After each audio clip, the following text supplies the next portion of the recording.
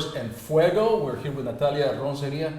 Natalia Ronceria Ceballos. You see, I remember. I've got a pretty good memory. People say that I don't have it, but I do remember things. I remember the things that are important to me, and you're very important to me. Natalia, welcome to the show. Thank you very much. Happy to be here. You know, we've done several interviews. Entrepreneurs and Fuego is about finding what fuels your fire. Okay. And you worked for how many years? You worked for? Give us a little bit of your background, because you worked for the ¿cómo se llama? The Hispanic Chamber of Commerce. Yes, I did. Most recently, just under 2 years, actually, with the Chamber of Commerce. But my background, for the past decade, I've worked in the nonprofit sector in one capacity or another. So C3s primarily. The Chamber was my first working for a C6 entity, slightly different, but. What is a C3? What's a C6? Okay, good question. So a lot of people don't realize when you say nonprofit, they automatically think charitable nonprofit. They automatically think of Boys and Girls Club, of Goodwill, of all of those big entities. And that's the majority of nonprofits fall under that tax identification code. But there are over 20 different tax IDs that fall under the nonprofit status. Nonprofit code, and they each have varying degrees of differences when it comes time to report your taxes. So C6 is usually chambers of commerce fall under that category, and they cannot receive funds that are considered charitable, right? So an entity donates, they can't necessarily write it off in the same way they could by donating to St. Mary's Food Bank, let's say. All right. So that's just a little bit of a difference. All right. So, but you've been in the nonprofit world for a long time. Now, let's get something straight. Does nonprofit mean that the CEOs, that the founders, the directors are working en trapos y están cayéndose y que son bien pobrecitos y todo lo demás? No. Or what is, because that's the mentality.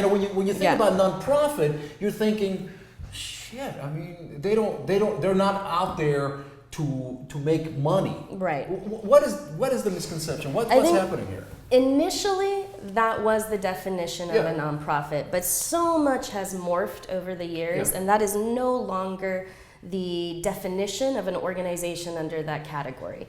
So nonprofit is still a business. A business still needs to be sustainable. To be sustainable, you still need to make money. It's just, what do you do with the profit that you make? Let's say that again. A nonprofit is a business 100%. that needs to make money to sustain. Absolutely. All right. Absolutely. All right. And funders caught on to that. So there was a landscape before where money was being given out to these organizations that had no other revenue flowing in beyond what they were getting in donations and or grants and or any kind of government handout. That did not work. Organizations would fold right and left because that money is not guaranteed year over year, and it just varies. So the new model is that should really only be a small percentage of your total budget, those traditional streams of funding. But you need to have other revenue streams. So let's say you're a theater, where you're selling tickets, you're putting on shows, maybe you're taking shows into the community. People buy that. People pay for that, and that is a revenue stream. You have to think, even if you're a nonprofit, you got to think in terms of revenue streams, business. I got to make money. Absolutely. Otherwise, you don't survive. Absolutely. But the beauty of it is when you get into the talk of, in a sense, conscious capitalism. A nonprofit already, in a sense, has that triple bottom line effect. Because usually you're in the nonprofit game because you want to have some kind of positive impact on your community, on the country, maybe even on the international scene. So there's already this sense that what are we working for? What is this business about? Well, it's to solve some kind of community problem, right? Some kind of social issue. Yeah. So there is already, the triple bottom line concept, right? You have to have some kind of social impact. Then of course it's your bottom line you have to look at and see, are we in the black? Are we in the red at the end of the year kind of thing? And then there's the environmental impact as well. So a nonprofit, I like to think, already has two of those buckets automatically filled. The social, and you still have to look at your bottom line, and that's important. And then depending on what your organization does, how it runs, so on and so forth, that's going to determine the environmental aspect. So how does one enter the nonprofit world? They just were you looking at Craigslist and you're like, fuck it, this looks like a good job? Or do you have, because you're a passionate person. I am. You have a passion for things, and you got your MBA, and maybe you have some dreams, I'm going to be this, I'm going to be that. How do you go to be in that world? So that's interesting. I can't speak for everybody, I can't, but for me, it wasn't necessarily my plan in life. It wasn't that I knew from the get-go this is the industry I wanted to be in no matter what, or the sector I should say I wanted to be in. Yeah. I happen to come from a family of artists. Everybody in some degree or another is a performing or visual artist. By the way, shout out to your mom, because shout out to Mamas. She's awesome. She's Michelle amazing. Ceballos, check her out. That's it. Yeah.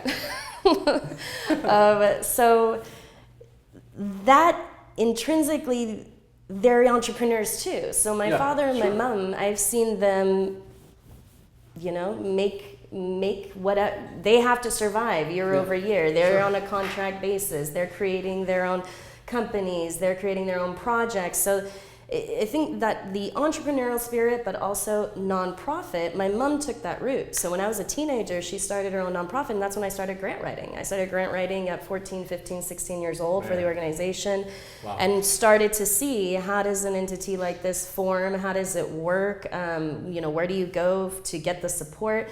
And so it already was sort of just there. It was in the blood, it was a natural progression. So I went off to school. I thought I was going to go into the private sector. I thought I was going to do all this stuff. And I just kept coming back to the family business. Honestly, I kept coming back to support the family business in one capacity or another, and it was arts affiliated. She's an entrepreneur, and it was nonprofit.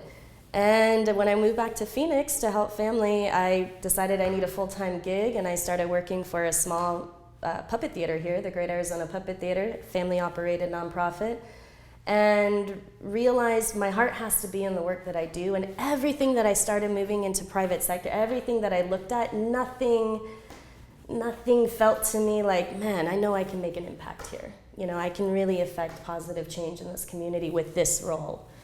I just didn't see that, so it kept me in the nonprofit world. And now, go figure, now almost a decade later, here I am, working for the Top Foundation and thrilled. But now I finally feel that I've got enough traction in this sector that I know what know a little bit, know what I'm doing, and so now it's time to make big impact. You're growing here in Phoenix? Yeah. So you're a native Phoenician? Just about. Technically, but just about. I mean, kind of, sort of. As far as I'm concerned, if you've been here in Phoenix for about 10 years, you're kind of okay. I'm just rounding the 10-year mark. So growing up in Phoenix, did you ever, and you're a Latina woman, did you ever feel that because you were a Latina woman, did you ever feel that people would look at you differently? Did you ever feel any kind of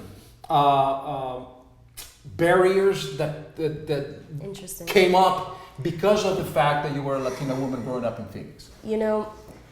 To be totally honest, I only went to elementary and middle school here and then left for about a decade.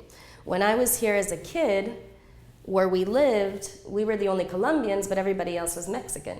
So I was very, I blended very well. There was no issues. I then go away to boarding school.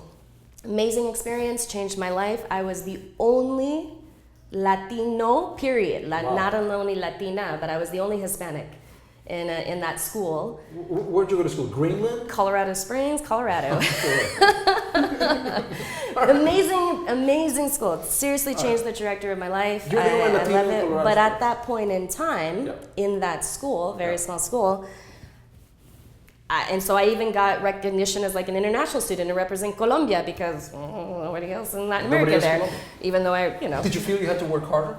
It was the first time I had ever understood a difference, though. It was the first time that I ever realized, you became aware of the fact that you were different? Exactly. Became aware of the fact of what the feeling of minority must feel like. Honestly, it's the first time.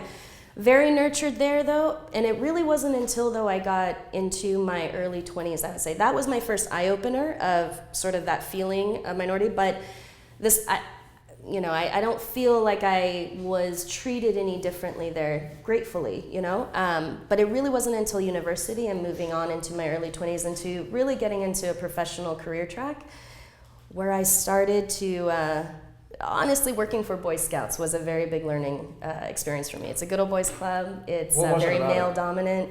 Well, I was the 4th Latina they had ever hired at that time.